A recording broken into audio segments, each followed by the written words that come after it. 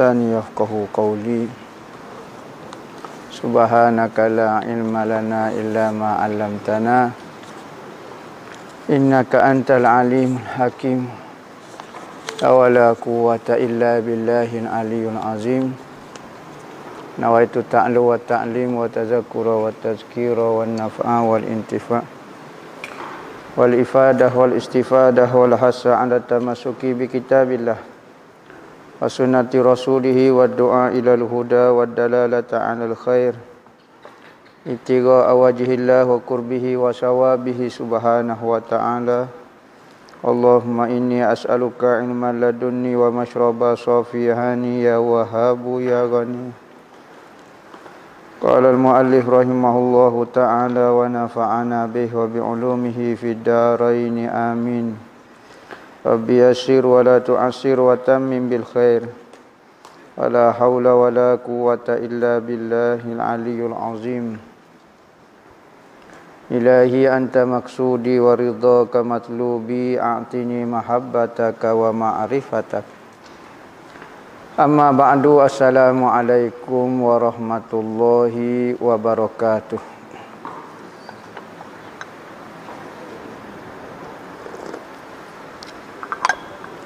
Berkata Syekh Abdul Qadir bin Abdul Muttalib Al-Mandiling dalam kitab dia Penawar bagi Hati, sehinggalah perkataan dia, fasal yang ke-6 dan fasal yang ke-7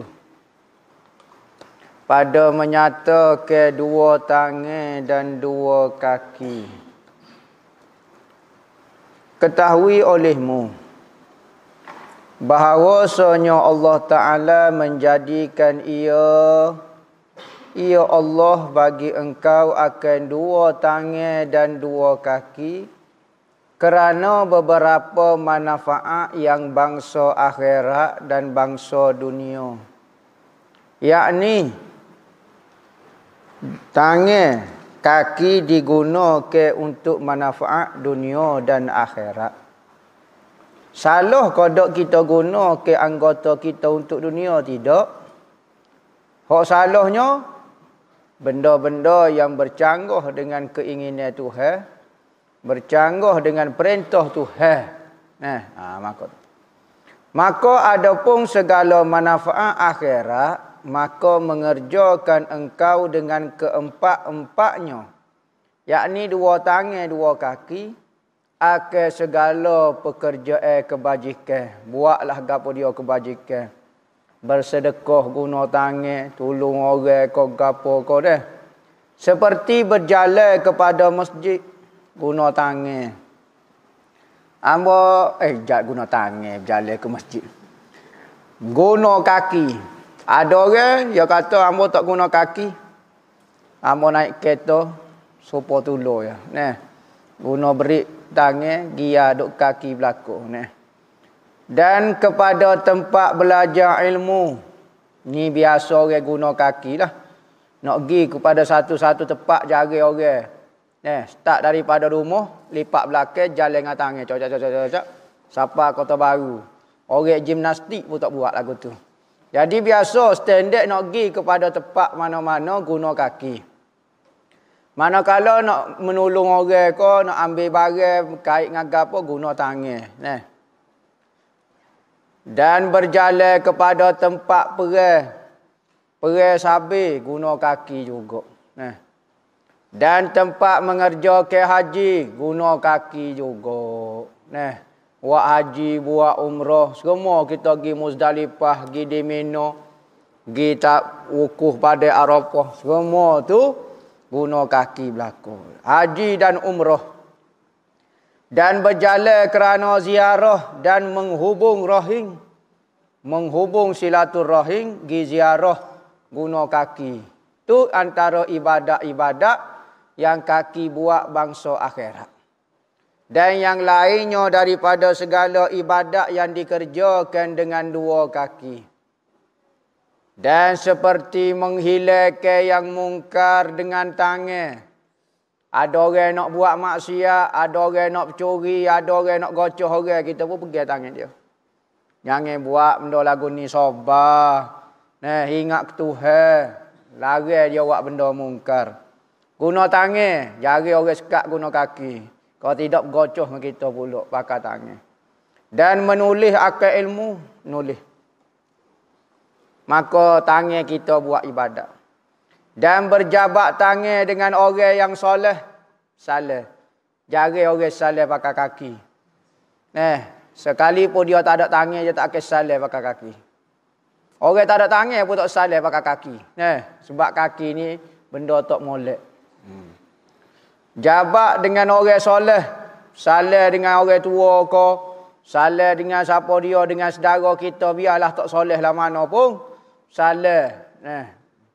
Dan yang lain daripadanya, daripada segala ibadat yang dikerjakan dengan dua tangan. Dan adapun segala manfaat dunia, ni bagi dunia. Saat ni ibadat-ibadat yang dibangsakan kepada kaki dan tangan. Sekarang manfaat tangan dan kaki jenis dunia, bangsa dunia. Dunia ni tak dosa. Tuhan menciptakan dunia bukanlah untuk dosa. Tetapi kerana nak menzahirkan kehebatan Allah Ta'ala. Sebenarnya dunia dan seisinya adalah tempat kita berkenalan dengan Tuhan. Bukan tempat untuk kita melakukan maksiat kepada Tuhan. Maka iaitu berusaha dengan dua tangannya dan dua kakinya itu pada mencari harta benda. Guna tulis pak kerak.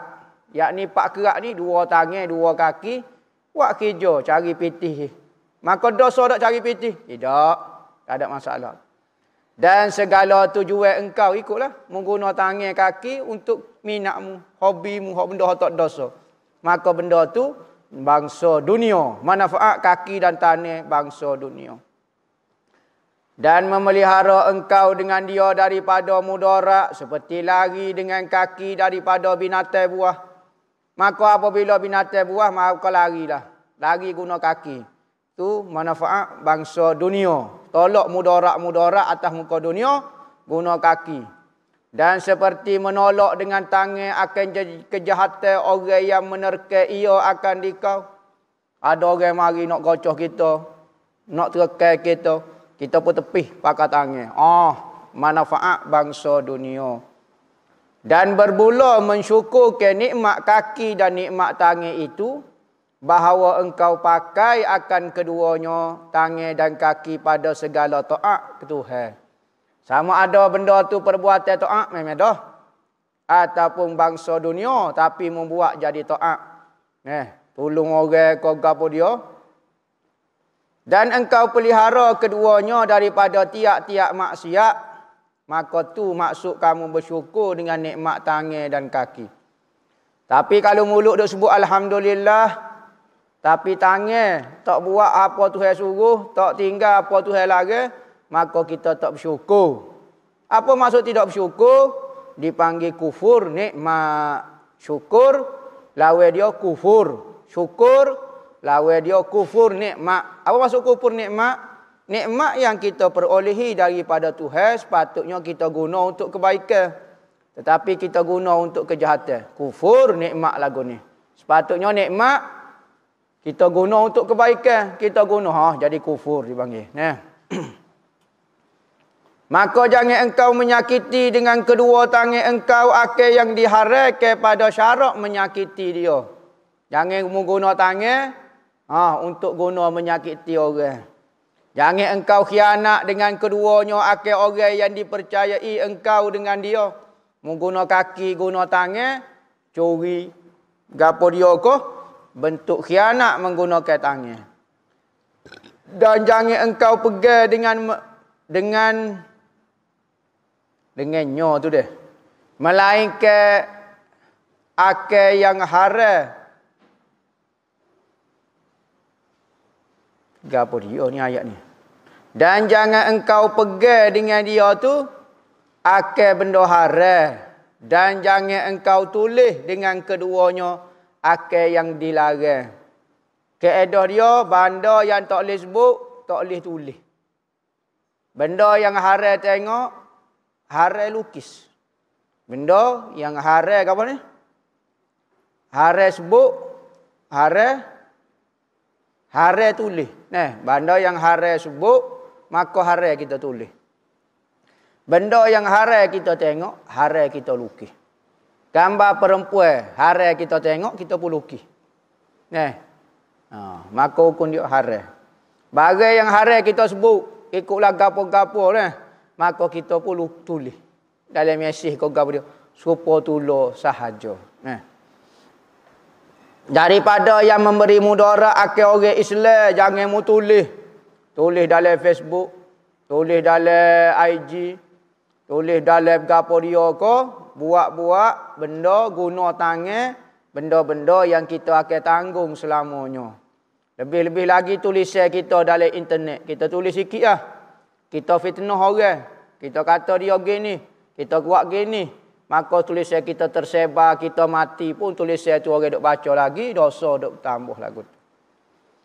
Dan daripada ilmu yang diharamkan seperti ilmu sihir, belajar ilmu sihir. Kok sembuh setan gapo dia, maka duk tulis.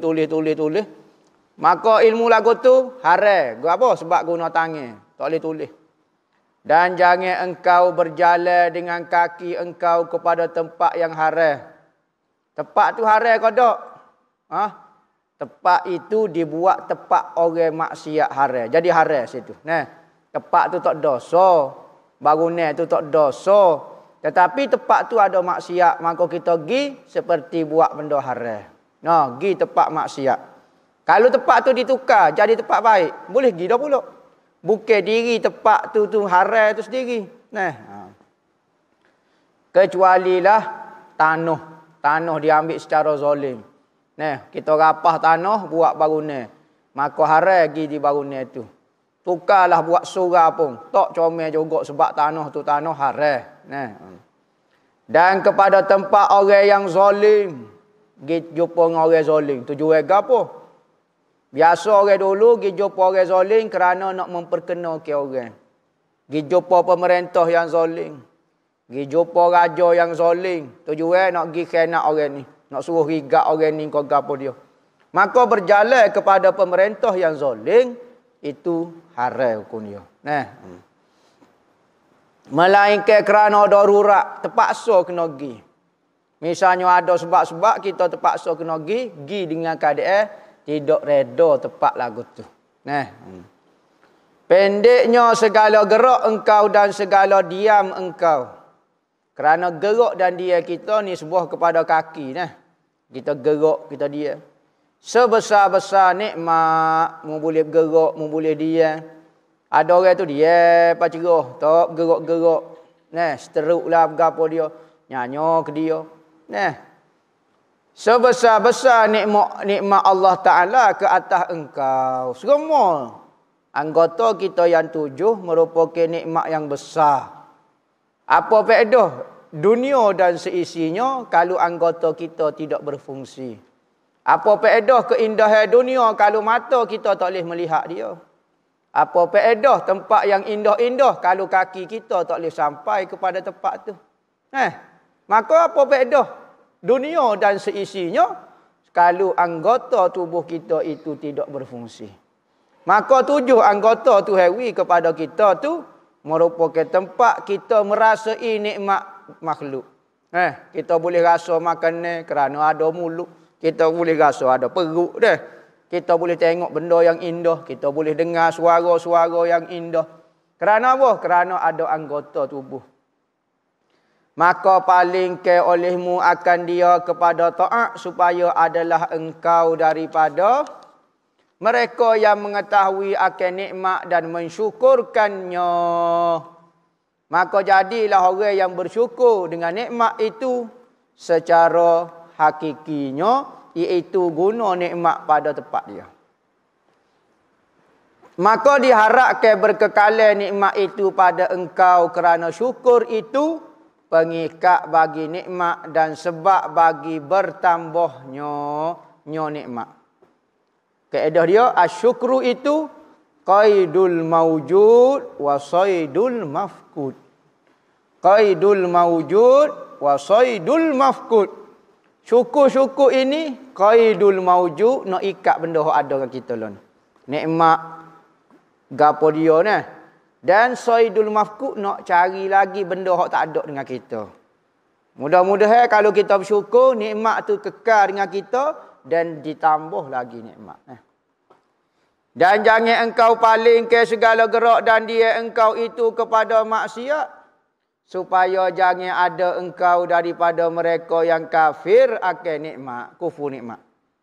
Kufur tu sifat dia. Orang dia dipanggil kafir. Tapi kafir sini kafir nikmat bukan kafir iktikad. Kafir iktikad kekal dalam neraka. Kafir nikmat ni masuk neraka juga. Ya, tetapi tidaklah kekal supaya orang kafir iktikad. Artinya tidak syukur akan dia.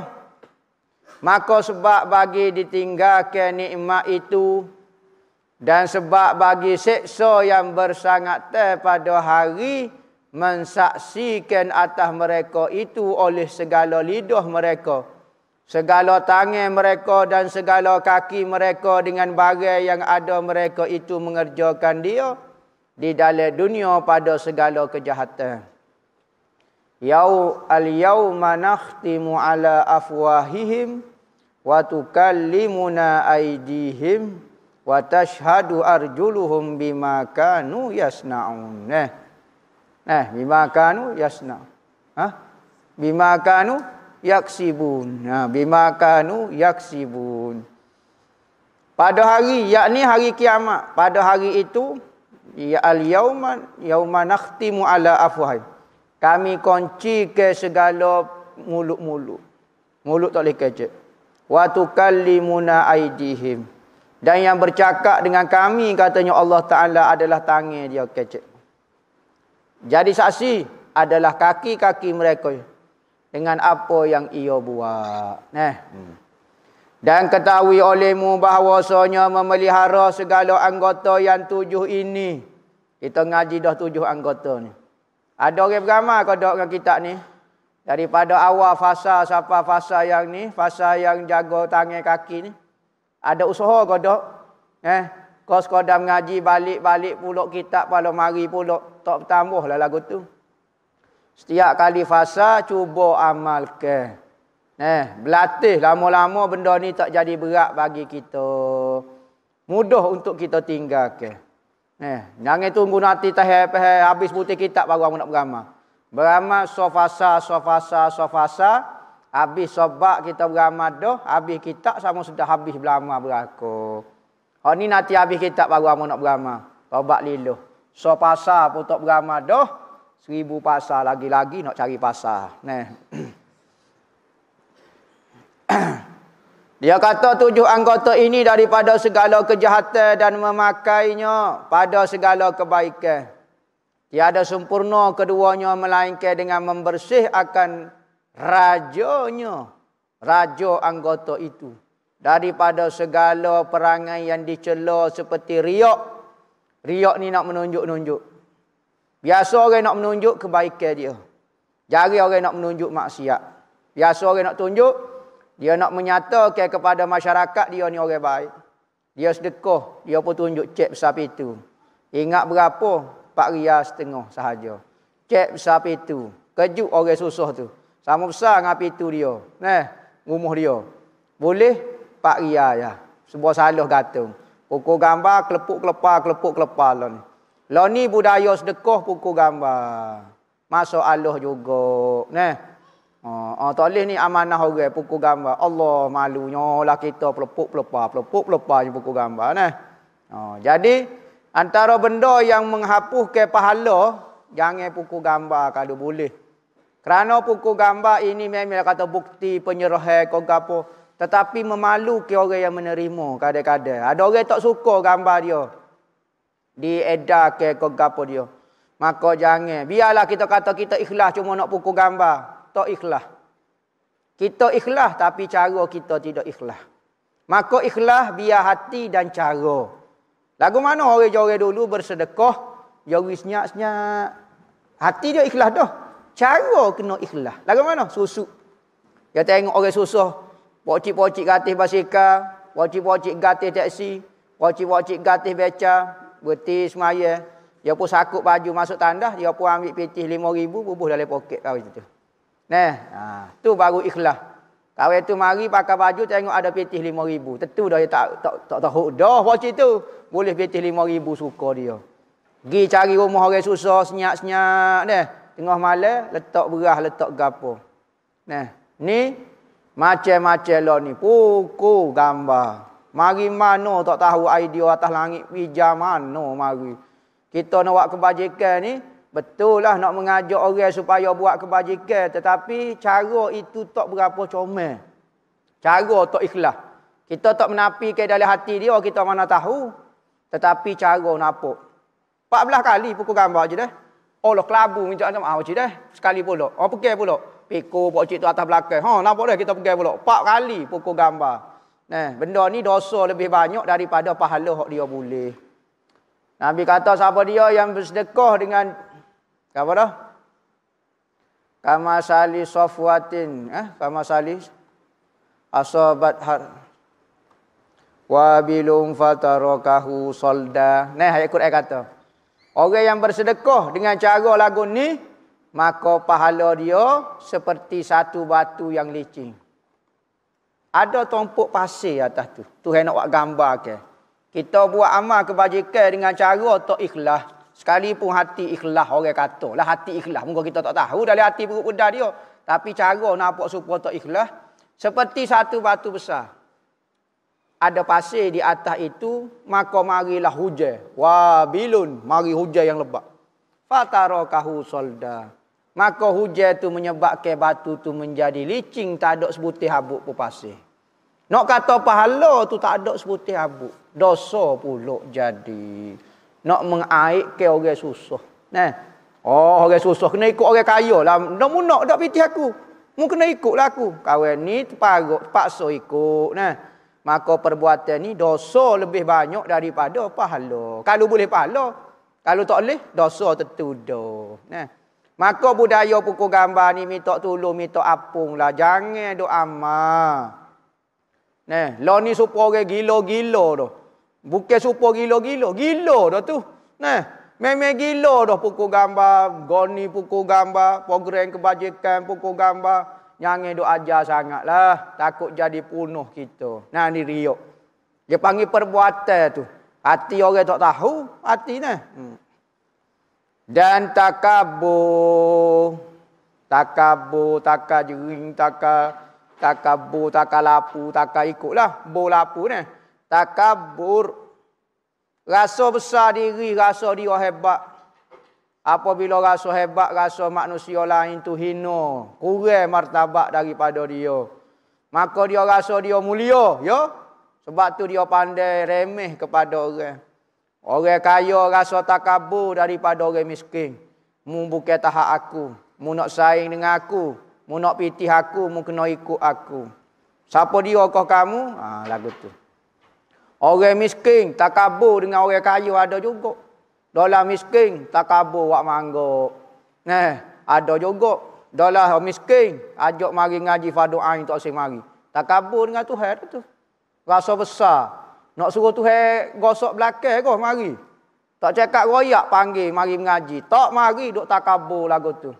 Nah, dalam miskin atas muka dunia, takabur pula. Macam-macam manusia takabur ni tak syarat orang yang lebih saja. Orang yang kurang pun takabur juga. Nah. Dan dengki. Dengki ni, orang tu rasa tak senang dengan nikmat yang orang lain perolehi. Saing kita ngaji pandai, kita rasa tak puas hati dengan dia. Kita rasa sikit kecewa sikit. Rasa tak puas hati. Rasa dia semacam.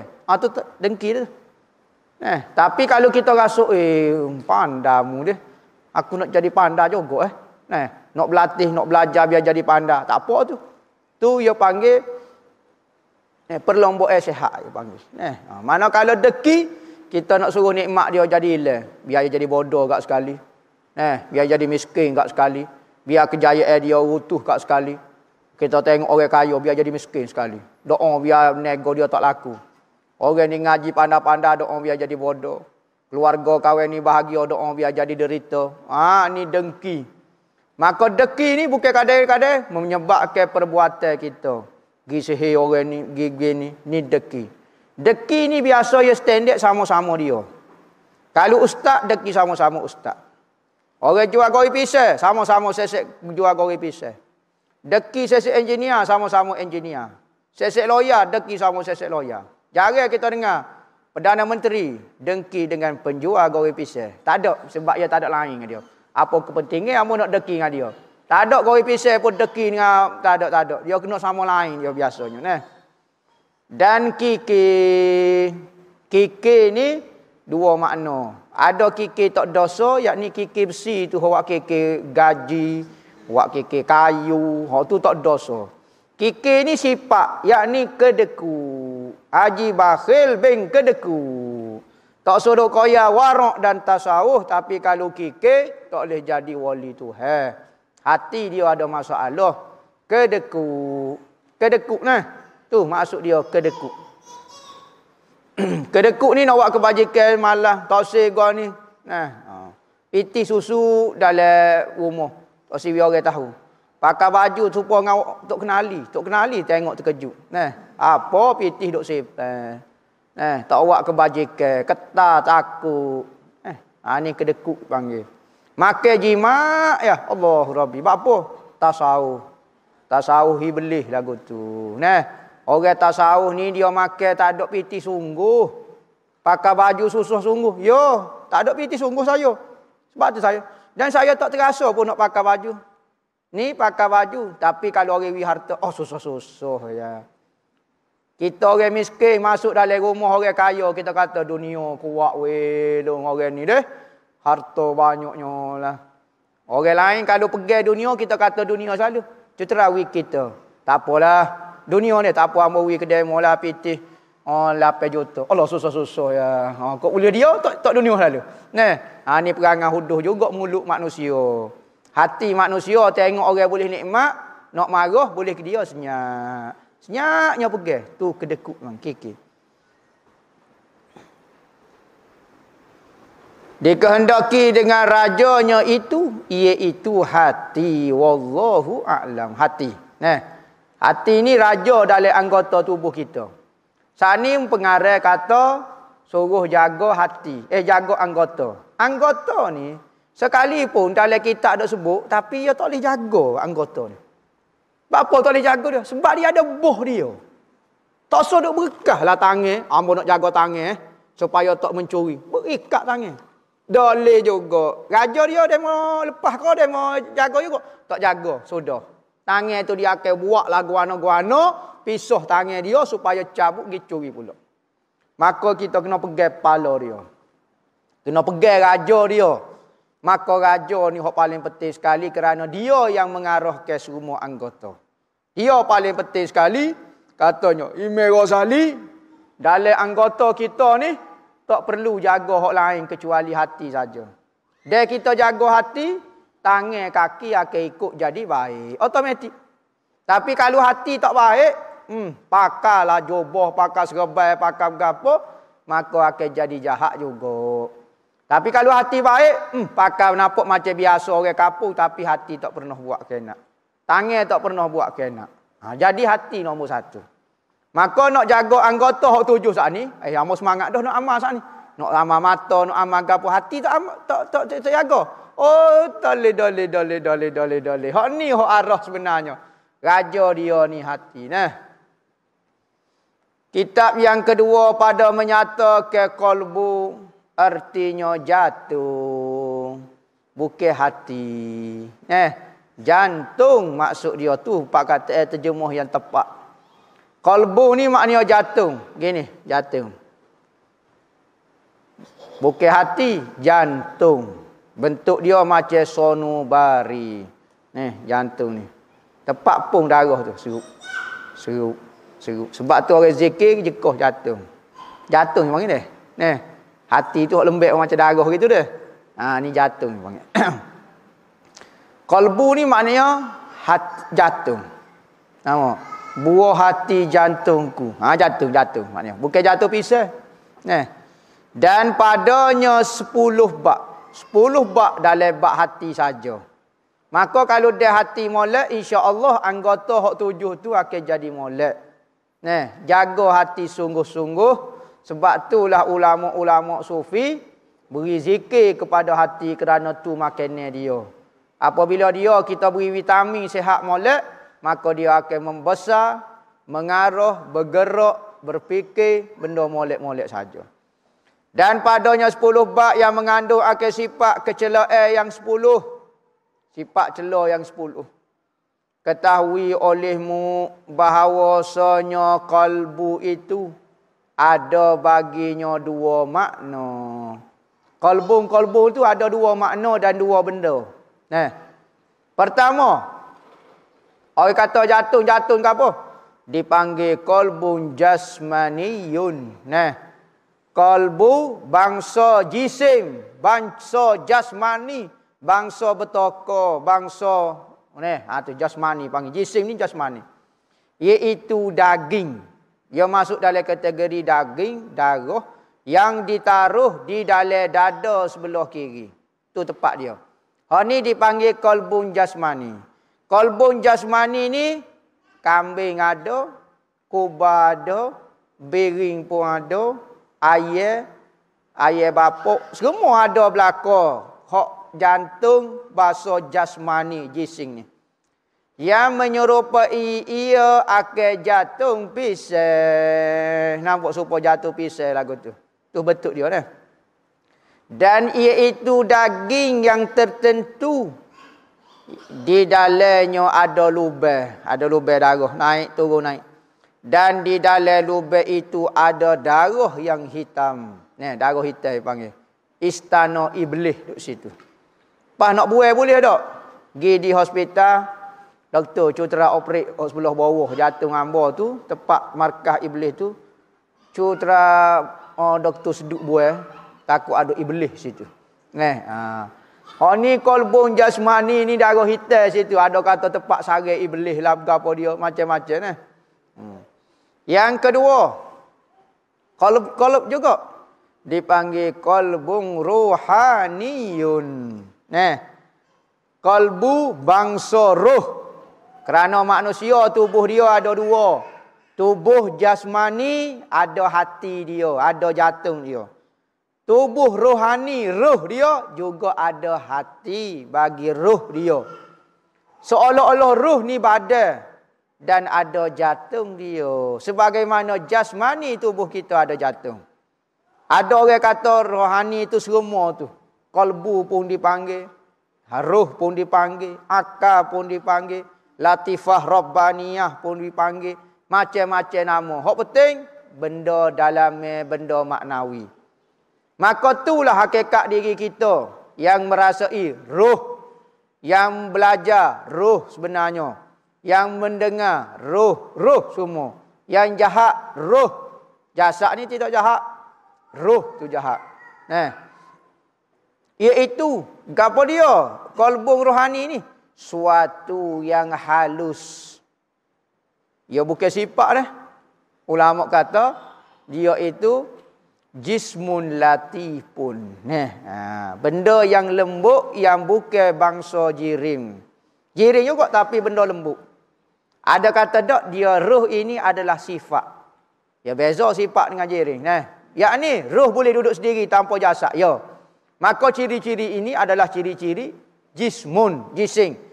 Setiap benda yang boleh duduk dengan sendiri dipanggil jisim. Roh boleh duduk sendiri. Ya. Dalil dia apabila hancur jasad roh duduk sendiri. Kau perlu tupai pada seming. Tapi kalau roh tu sifat, dia perlu menumpai pada satu benda. Sekalipun ada pendapat kata roh itu jauhar mujarrad. Yang ada ciri-ciri sifat dan ciri-ciri jirim. Ciri-ciri sifat dia boleh masuk ke dalam tubuh. Boleh menyerap masuk. Ciri-ciri jirim, kalau dia keluar daripada jirim, dia boleh hidup juga. Ada kata dia jirim, ada kata dia sifat. Bagi pendapat kata dia sifat, berarti apabila jasad ini hancur, roh ni hilang. Tak ada. Sebab dia bukan tak boleh duduk sendiri. Dia akan hilang apabila hilang tempat dia. Ada kata tak, dia berpisah. Itu pendapat muktamad, jismun latifun. Roh apabila keluar, dia sendiri, terasing daripada jasad. Suatu yang halus, yang mengetahui, dia supaya hok tahu selama kini. Dan yang mengena, dia mengena, bukan jasad mengena, roh yang mengena. Dan yang mendapat gapo dia maklumat, mengetahui, melihat roh sebenarnya daripada manusia, dan ia hakikat manusia. Sebelum manusia ini dimasukkan kepada pakaian jasad, ni pakaian kulit ni, maka kita itu adalah ruh. Tu benda dalamnya kita. Maka manusia apabila terdiri daripada jasad dan ruh, maka kena jaga dua-dua. Jasad kena jaga, ya. Ruh kena jaga, ya. Dua-dua kena jaga berlaku. Dan ia juga dihadapkan kepadanya perkataan. Misalnya kita panggil saing kita, Karing, mari. Kita panggil apa benar? Panggil jasad kau panggil dia. Panggil dia tetapi dia memakai pakaian tubuh tu. Dalil dia apabila dia mati orang tak panggil dah. Mari, panggil jasad dia apa? Panggil ruh. Dengan ruh lah kita kecek dia mendengar tu. Dan ia juga yang disuruh dan yang dilarang. Al-Quran turun, Nabi Muhammad mari, Allah Ta'ala perintah suruh buat kepada ruh. Kerana jasad, apabila mati tak ada hukum syarak dah. Tak ada suruh semaya dah. Kalau perintah tu masih ada, jasad ada, kena perintah tak boleh. Tak bergerak, tak gapo. Dan ada baginya sangkut paut dengan kolbun jasad. Sekalipun dia tu benda asing, tetapi ada kaitan dengan kolbun jasmani ni. Kolbun jasmani. Berarti, kalau kita nak bunuh seseorang, kita tikar jatuh dia, mati dia. Macam seolah ada kaitan.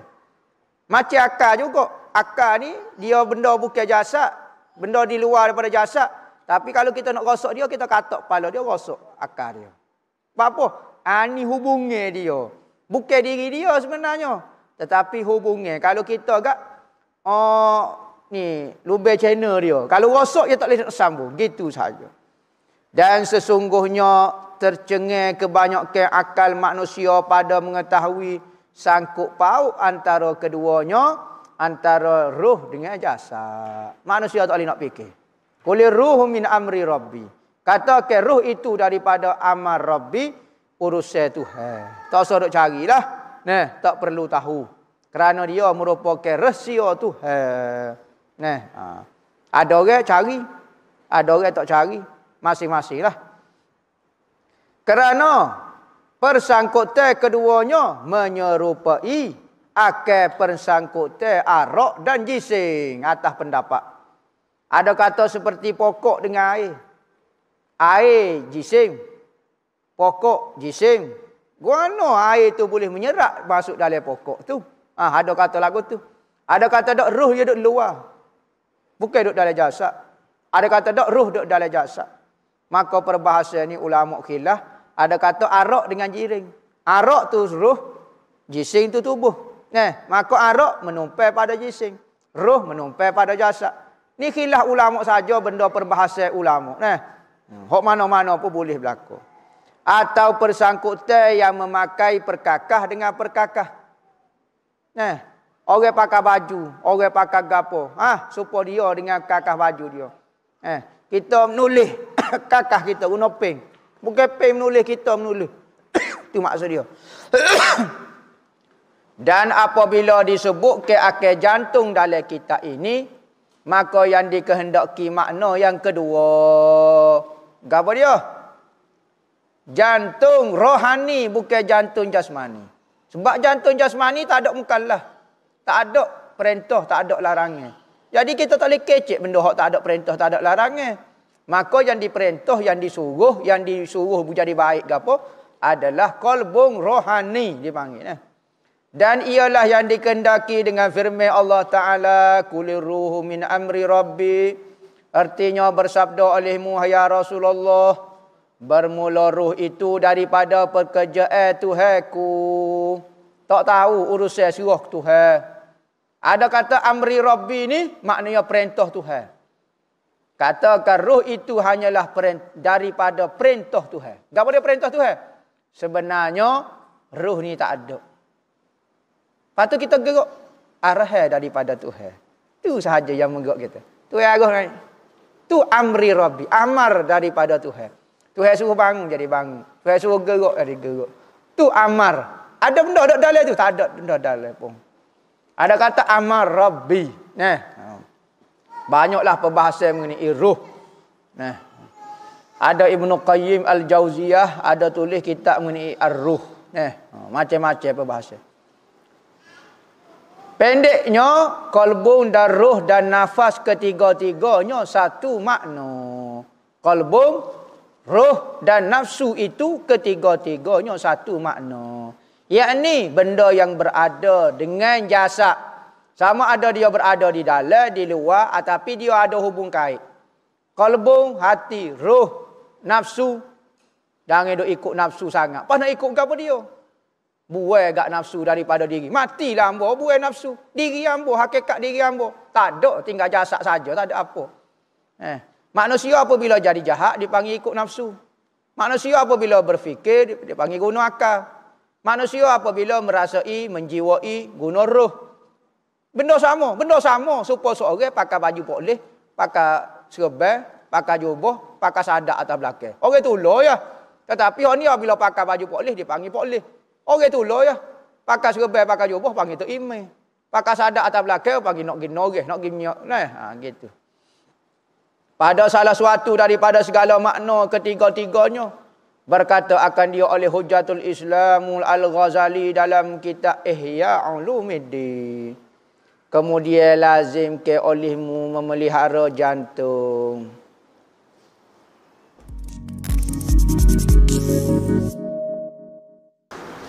Kenapa saya belajar ilmu hakikat? Saya rasa macam nak mati. Saya jadi tertanya-tanya kenapa saya wujud mohon pencerahan. Belajar ilmu hakikat biar merasai hakikat. Jangan belajar ilmu hakikat, jadikan ilmu hakikat itu sebagai ilmu, bukan perasaan. Jadikan ia satu rasa. Maka apabila rasa, kita tidak akan bertanya. Seperti kita rasa manis, orang tak tanya apa jadi manis. Seperti orang rasa sedih, orang tak tanya apa rasa sedih. Dia sudah merasai kesedihan itu. Jadi kalau masih bertanya-tanya ini apa saya wujud, orang ini tidak merasai hakikat lagi. Ustaz, ada orang kata jadi askar kalau meninggal tidak kira mati syahid sebab demo tu makan gaji, minta penjelasan, mati syahid juga. Boleh gaji 4 juta pun mati syahid juga. Hak penting niat nak mempertahankan agama Tuhan, nak mempertahankan negara, insya-Allah jadi mati syahid. Mohon ijazah surah At-Taubah 2 ayat terakhir yang dibaca 11 kali sebelum tidur. Hamba tak ada ijazah tu 11 kali sebelum tidur. Laqad ja'akum kau apa? Surah At-Taubah. Kau apa? Surah apa? Laqad ja'akum. Laqad ja'akum rasulun min anfusikum.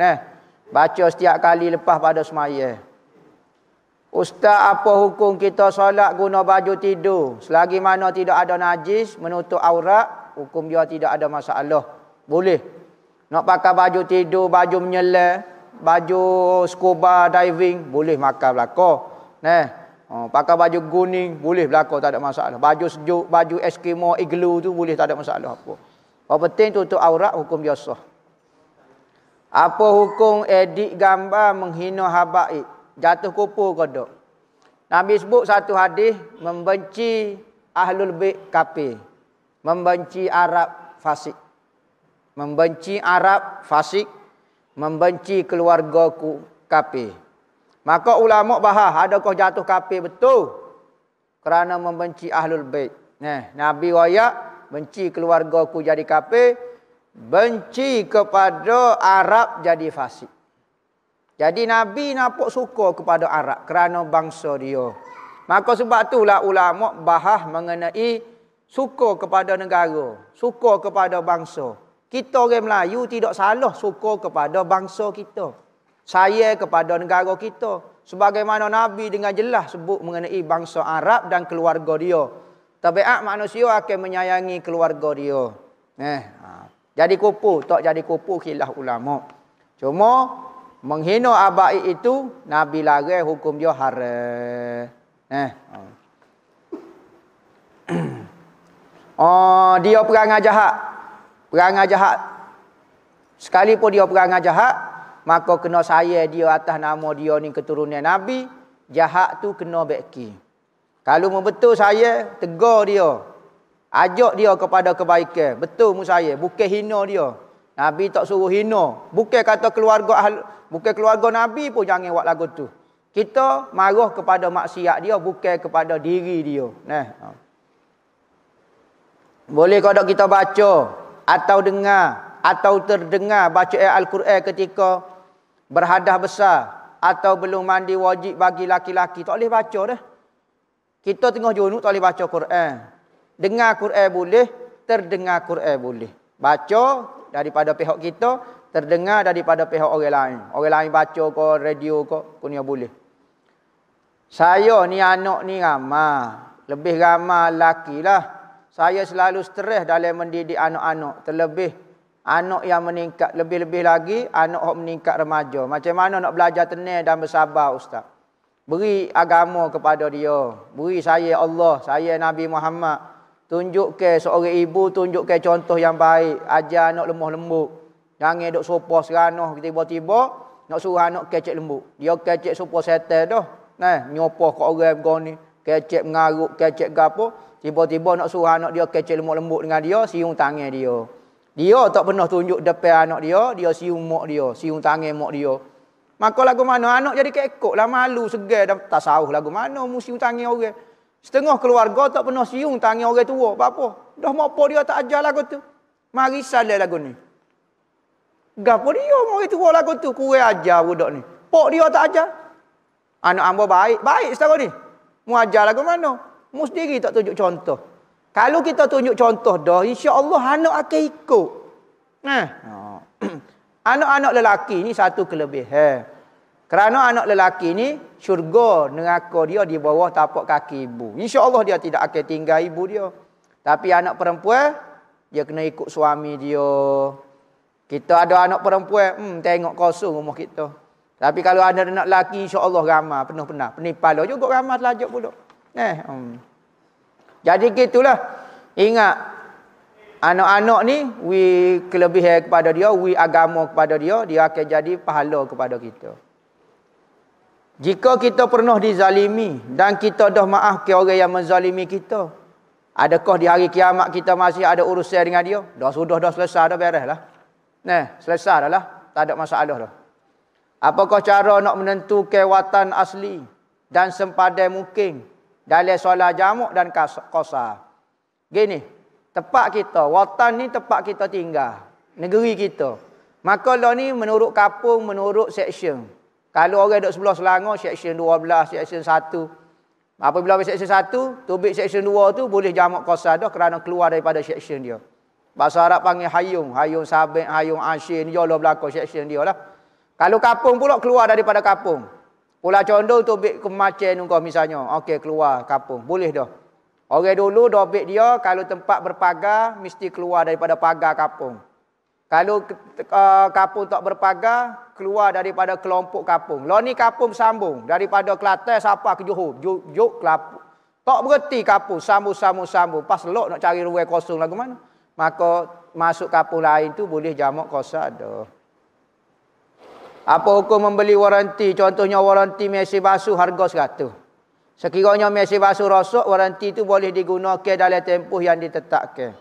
Tapi jika mesin basuh itu tidak rosak dalam tempoh yang ditetapkan, pembeli waranti akan rugi. Adakah jual waranti itu dibenarkan? Tak boleh. Duk main judi nasib lagu ni tak boleh. Judi nasib lagu ni tak boleh. Dia macam insurans jugalah. Ambo carung insurans dalam masa 10 tahun. Jika berlaku gapo-gapo, insurans janji nak bayar kat ambo 100,000. Tak berlaku gapo-gapo, pakai hangus. Ambo duk bayar tiap-tiap bulan, jatuh 1,000 lah. Hangus dengan gitu. Tak boleh hukum dia. Kecuali dia bayar semula. Tak apalah. Lepas ada 1,000, okey dia pun bayar semula. Tak ada masalah lah. Dia tolak lah. Hak gapo-gapo, hak kena bayar ni. Masa lagu ni, tak boleh judi nasib. Begitu juga kita beli kad. Orang lain ni nak buat kad. Kad ahli. Bayar berapa?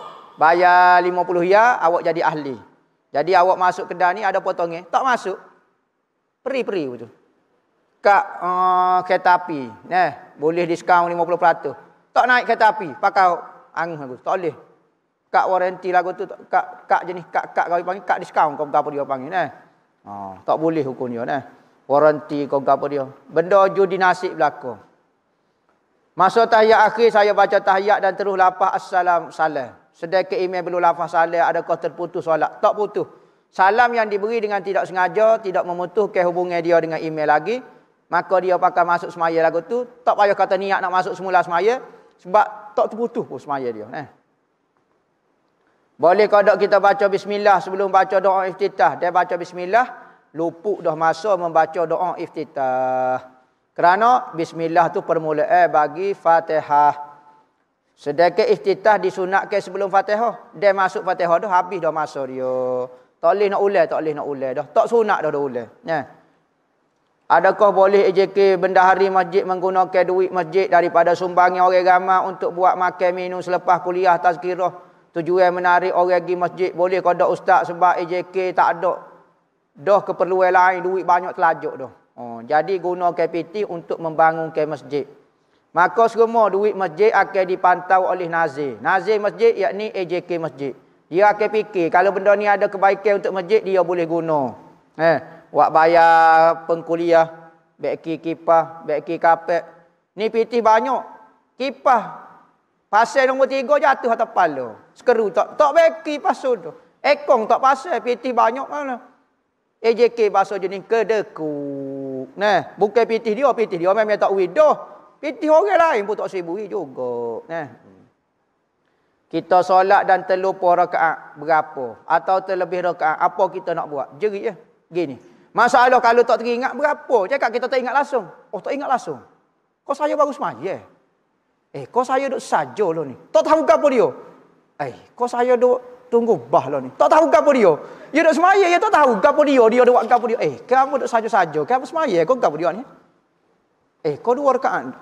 Sudah tak ingat. Orang ni nyanyok tahap dewa dia panggil. Sebab benda baru berlaku pun tak ingat dah. Apa lagu mana. Kalau tak ingat langsung lagu tu, batal semaya tu. Batal semaya. Nak buat mana? Dia pun tak ingat dia semaya kodok berapa rakaat. Kau saya duduk bagi kipas sebenarnya. Duduk depan macam depan kipas. Tak tahu dia buat apa dia. Kau saya apa dia benar. Orang kau apa dia bah saya. Orang tak tahu apa. Batal semaya lagu ni.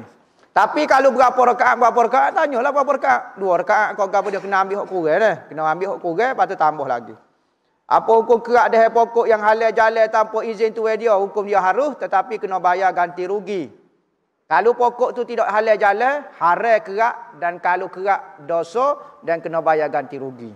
Kalau pokok tu halal jalan, kerak tak dosa cuma tetap kena bayar ganti rugi. Misalnya pokok gapo dia? Pokok ni patut ada hasil lah gapo-gapo. Kalau pokok tak ada hasil, tak payah bayar ganti rugi. Pokok ni pun dia pun serabut. Kerak tak payah bayar ganti rugi. Apa kerak? Sebab tak tahu. Bayar atas gapo dia ganti rugi? Tak tahu. Kau betul demo kerak.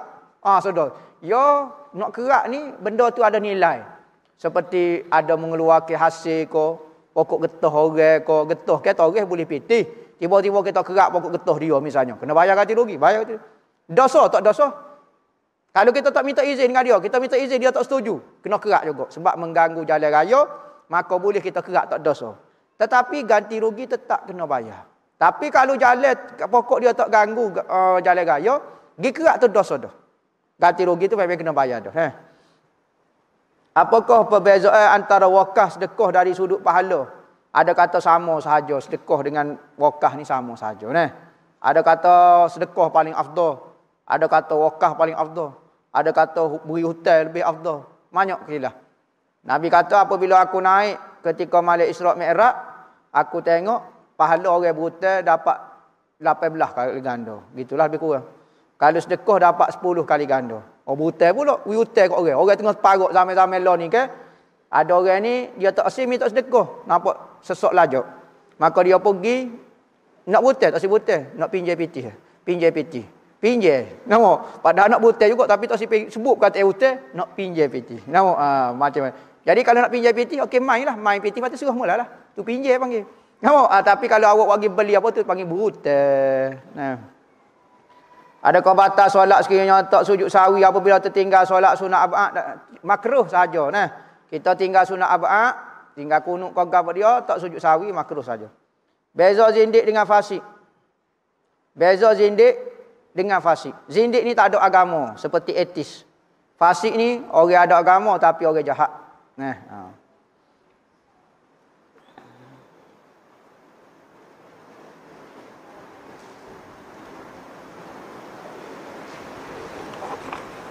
Wallahu a'lam. Al-Fatihah.